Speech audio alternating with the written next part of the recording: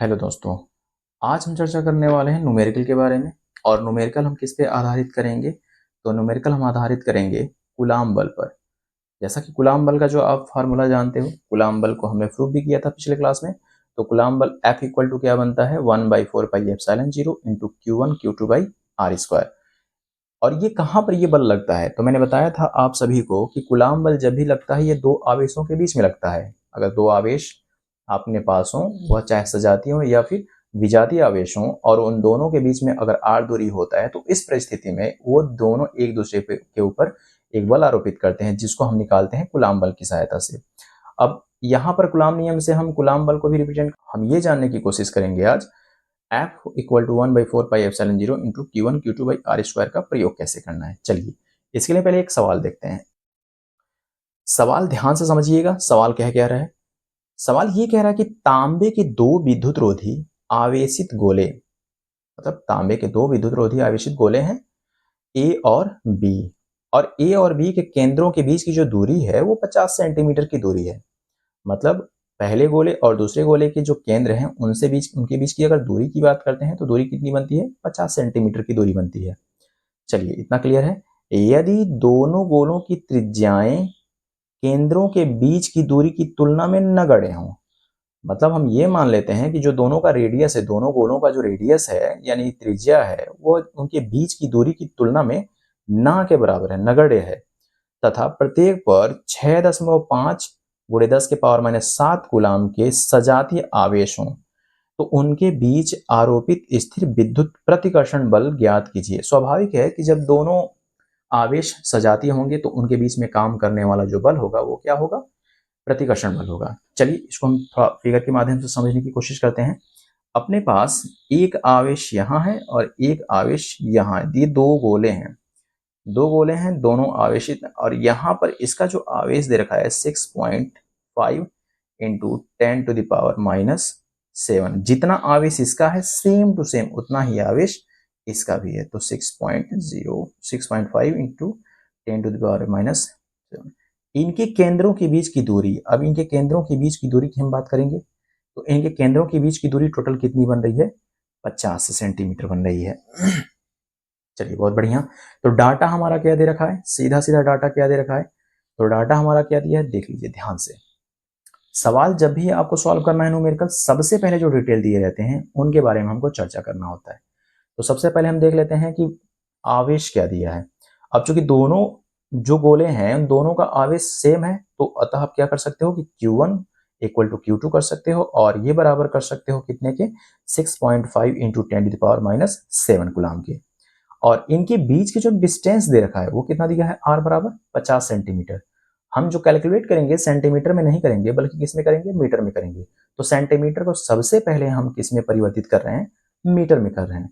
अब यहां से अगर हम मीटर में कन्वर्ट कर रहे हैं 50 सेंटीमीटर को, तो वो तकरीबन कितना बनेगा, 1/2 मीटर बनेगा। अब हमारा 1/2 मीटर का डिस्टेंस है दोनों आवेशों के बीच में, दोनों गोलों के बीच में। चलिए तो सबसे पहले हम क्या करते हैं, बल का परिमाण का फॉर्मूला लिखते हैं कि बल का परिमाण होगा क्या। तो बल का परिमाण का फॉर्मूला क्या बनता है आपका, F equal to 1/4πε0 into Q1 Q2 by are square. जो बल के परिमाण का फॉर्मूला बनता है वो क्या बनता है आपका, F equal to 1/4πε0 into Q1 Q2 by are square. अच्छा, इसके बाद हम अब करने क्या वाले हैं, अब इन सब का वैल्यू रखने वाले हैं। वैल्यू कैसे रखेंगे, चलिए वैल्यू आप रखते हैं। तो आप वैल्यू रखते हो F इक्वल टू 1/4πε0 का वैल्यू आप कितना रखते हो, 9 गुणे 10⁻9। बढ़िया। Q1 की वैल्यू कितनी है, 6.5 इंटू 10⁻⁷, और Q2 की वैल्यू कितनी है, सेम वैल्यू इसकी भी है 6.5 इंटू 10⁻⁷, और R का वैल्यू कितना है, 1/2। तो हमने क्या कर लिया, 1/2 का स्क्वायर कर लिया। बढ़िया है। हाँ, चूंकि मैंने क्या बताया है कि 1/4πε0 की जो वैल्यू होती है वो कितनी होती है, वो वैल्यू होती है 9 इंटू 10⁻⁹ कूलाम स्क्वायर पर न्यूटन इंटू मीटर स्क्वायर। चलिए सबका वैल्यू हो गया। अब कर क्या रहे हैं हम, अब हमने क्या किया, 9 गुणे, अब 6.5 का अगर मल्टीप्लाई 6.5 में करते हैं तो उसकी वैल्यू बनती है 42.25 गुणे 10 के पावर आपने 9 रख लिया, और यहाँ 10 के पावर -7 10 के पावर -7 इन दोनों को जब ऐड किया तो कितना बन गया आपका, 10 के पावर -14 हो गया। बहुत बढ़िया। और 1/2 जो हमारा है उसका वर्ग करने पर आ गया 1/4। अगले स्टेप में हम जब चलते हैं सोल्यूशन के, तो अगले स्टेप में हम क्या पाते हैं, अगले स्टेप में हम पाते हैं कि 9 गुणे 42.25 तो है ही। अब ये 4 जो नीचे है, ये 4 जो नीचे है सबसे नीचे, अब ये कहाँ चला गया, ऊपर चला जाएगा।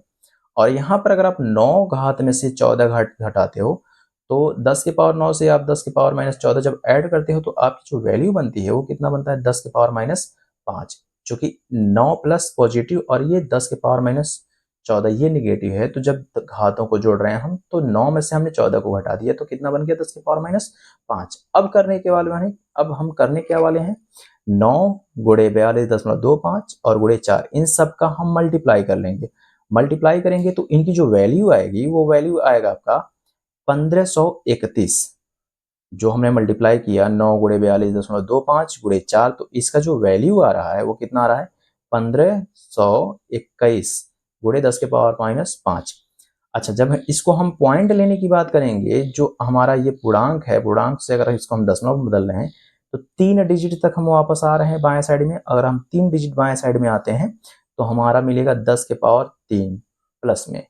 तो इस हिसाब से अब हम यहाँ पर लिख सकते हैं 1.521 इंटू 10⁻³ और यहाँ पर ऑलरेडी क्या है 10⁻⁻5। बहुत बढ़िया। इसके बाद जब हम कैलकुलेट करने वाले हैं तो कैलकुलेट करने के बाद क्या पा रहे हैं कि 1.521 तो है ही है। अब यहाँ 10 के पावर 3 है और यहाँ 10 के पावर -5 है। तो यहाँ पर आप जब देख रहे हो आधार समान है, बीच में गुणे का चिन्ह है, तो घातों को तो जोड़ना ही है। तो जब घातों को जोड़ेंगे तो 3 तो प्लस है लेकिन 5 क्या है, किसमें, माइनस में। तो अब क्या करेंगे, 3 में से आपने 5 को घटा लिया तो बचा कितना, -2।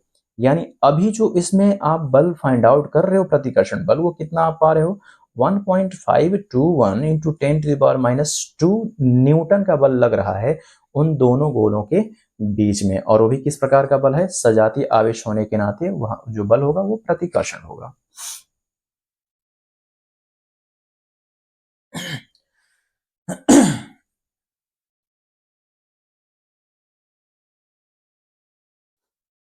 चलिए इसी प्रकार एक क्वेश्चन और करने की कोशिश करते हैं। तो हमारा अगला क्वेश्चन क्या है, क्वेश्चन ध्यान से समझिएगा। क्वेश्चन अगर आप समझ गए तो आप सोल्यूशन आसानी से कर सकते हैं। जो हमारा अगला क्वेश्चन दे रखा है वो क्या कह रहा है कि दो बिंदु आवेश +9e तथा +e एक दूसरे से 16 सेंटीमीटर की दूरी पर स्थित हैं। इनके बीच एक आवेश q को कहाँ रखा जाए कि उस पर बल न लगे। सवाल क्लियर है। अपने पास दो चार्ज हैं। पहला पॉइंट चार्ज है आपका +9e का और दूसरा आपका चार्ज है पॉइंट चार्ज +e का। और इनके बीच में जो डिस्टेंस है, जो दूरी है, वो कितना है, 16 सेंटीमीटर का। इसमें इसके बीच में कहीं आपको एक आवेश q रखना है और उसको ऐसे रखना है कि उस पर कोई बल ना लगे। चलिए इसके लिए हम इसके सोल्यूशन में चलते हैं। इसके सोल्यूशन में चलने के लिए हम क्या करेंगे, सबसे पहले एक छोटा सा फिगर बनाएंगे। फिगर बनाकर समझने की कोशिश करेंगे ये कह क्या रहा है। फिगर में आप जाओगे तो आप कह रहे हो क्या कि ये पहला डॉटेड चार्ज है और ये दूसरा डॉटेड चार्ज है। पहला डॉटेड चार्ज का जो चार्ज है, आवेश है, वो क्या है आपका +9e और दूसरे का जो है वो कितना है, +e। बहुत बढ़िया। थोड़ा सा इसको और बढ़ा दे रहे हैं, ये हो गया e।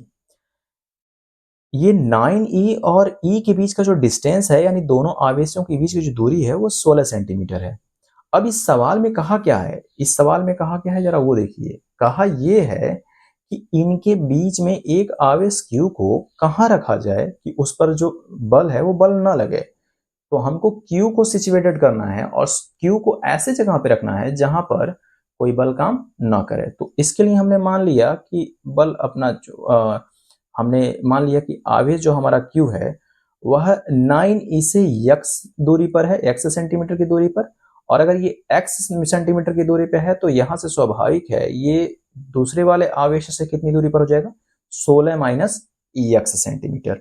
अगर हमने मान लिया, मैं फिर से क्लियर कर रहा हूं, अगर हमने मान लिया कि पहले आवेश से जो आप बीच में आवेश रख रहे हो उसकी दूरी x सेंटीमीटर है, तो जो बीच का उसके बाद वाला जो दूसरा हिस्सा का दूरी होगा वो दूसरे हिस्से की दूरी कितनी होगी, 16 माइनस x सेंटीमीटर हो जाएगा। तो अब हम क्या करेंगे, बारी बारी से पहले यहां से लेकर यहां तक यानी 9e से लेकर q तक के बीच का हम बल निकालने की कोशिश करेंगे। आफ्टर दैट आप q से लेकर कहां तक निकालोगे, प्लस c का निकालोगे। तो चलिए काम शुरू करते हैं। तो इसमें हम क्या पा रहे हैं कि आवेश प्लस 9e तथा q के बीच लगने वाला जो बल होगा, किसके किसके बीच में निकालना है आपको, आवेश प्लस 9e तथा q के बीच में लगने वाला बल, वो उसको हम मान लेते हैं कि बल हमारा ये पहला बल F1 हो गया। क्या मान लिए, F1 हो गया।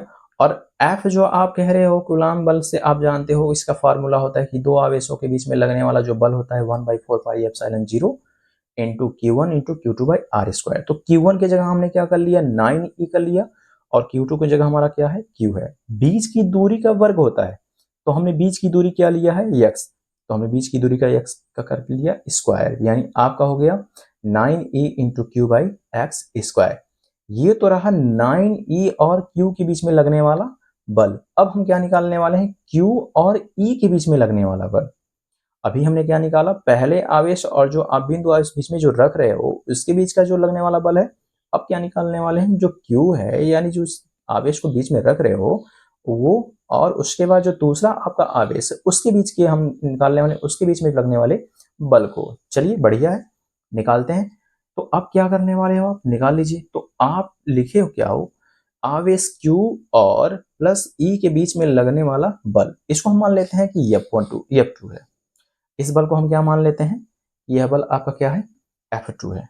चलिए F2 बल निकालने के लिए हम क्या मेहनत कर रहे हैं, तो F2 इक्वल टू हो गया 1/4 पाई एप्सिलॉन 0 इंटू पहला आवेश यानी Q1 इंटू Q2 होता है। तो पहला आवेश Q है और दूसरा आवेश हमारा क्या है, E है। और बेटा हमने क्या कर लिया, दोनों के बीच की दूरी का वर्ग। तो इस बार Q और E के बीच की दूरी क्या है, इस बार Q और E के बीच की दूरी क्या है, 16 माइनस x। अगर 16 माइनस x है तो इसका मतलब हम क्या लेंगे, 16 माइनस x का होल स्क्वायर। अब कंडीशन क्या दे रखा है आपको, शर्त क्या दिया है, कंडीशन, क्योंकि आवेश जो है वो संतुलन की अवस्था में है। कंडीशन हमारा क्या दे रखा है कि आवेश जो Q है वह संतुलन की अवस्था में है। अगर ऐसा है तो इस परिस्थिति में जो दोनों बल देख रहे हैं वो दोनों बल एक दूसरे के क्या होंगे, बराबर होंगे। तो F1 बराबर किससे हो जाएगा, F2 के। चलिए अब F1 F2 के बराबर है, दोनों की वैल्यू रखा जाए। हम दोनों की वैल्यू रख लेते हैं। F1 की वैल्यू बनती है क्या, तो F1 की वैल्यू बनती है 1/4 pi epsilon 0 into 9e into q by x square, और वही बनती है F2 की value 1/4 pi epsilon 0 into q into e by 16 minus x to the whole square, यानी 16 माइनस एक्स का होल स्क्वायर। 1/4 पाई एप्सिलॉन 0 से 1/4 पाई एप्सिलॉन 0 कैंसिल हो गया। उसके बाद ई से ई कैंसिल हो गया और क्यू से क्यू कैंसिल हो गया। अब जब इतना कैंसिल हो गया तो अपना बचता क्या है, 9 और x। तो अब कर सकते हैं क्या, क्या लिख सकते हैं तब इस हिसाब से, तो 9 बटा एक्स स्क्वायर और इक्वल टू, या इस साइड में क्या बचा है, 1/16 minus x to the whole square, यानी 1/16 माइनस एक्स का होल स्क्वायर। 9 को आप 3 का स्क्वायर लिख सकते हो, तो इस आधार पे आप सेटिंग कर सकते हो क्या, कि 3/x का होल स्क्वायर और इक्वल टू 1/16 माइनस एक्स का होल स्क्वायर। दोनों साइड से आप स्क्वायर हटा दो, जब दोनों साइड स्क्वायर रूट लोगे, वर्गमूल लोगे, तो दोनों साइड से वर्ग हट जाएगा। दोनों साइड का वर्गमूल लेने पर हम क्या पा रहे हैं, तो हम क्या पा रहे हैं, इधर आ रहा है 3/x और इधर आ रहा है 1/16 माइनस x। अब इस परिस्थिति में हम करने वाले हैं तिर्यक गुणा। तिर्यक गुणा करने वाले हैं, तो तिर्यक गुणा करने में x का मल्टीप्लाई जब 1 में करते हैं तो x होता है, और वहीं पर जब 3 का मल्टीप्लाई हम करते हैं 16 माइनस x में, तो आप कैलकुलेट करके देख लेंगे, आपको मिल जाएगा, मिलेगा क्या, तो 3 16 3 48 माइनस 3x। अब 3x चूंकि इस साइड में है तो नेगेटिव माइनस में है, और जैसे ही इसका साइड आप चेंज करोगे इधर आएगा तो किस में चला जाएगा, प्लस में। तो 1x यहाँ है और 3x यहाँ है, और ये बराबर क्या हो गया, 48। ये बराबर आपका क्या बन रहा है, 48। उसके बाद 1x और 3x मिलकर कितने बन रहे हैं, 4x। तो 4x बराबर क्या हो गया, 48। अगर 4x 4x इक्वल टू 48 है तो 1x बराबर क्या हो जाएगा, तो हम डिवाइड कर लेंगे, तो यहाँ से काटेंगे तो कितनी बार में कटेगा, 12 बार में। तो इसका मतलब ये हुआ कि आप उस चार्ज को पहले आवेश से 12 सेंटीमीटर की दूरी पर रख सकते हैं, पहले आवेश से कितनी दूरी सेंटीमीटर की दूरी पर रखेंगे, 12 सेंटीमीटर की दूरी पर, और दूसरे चार्ज से यानी दूसरे आवेश से आप 4 सेंटीमीटर की दूरी पर रख सकते हैं, जिससे उस पर कोई भी बल नहीं लगेगा।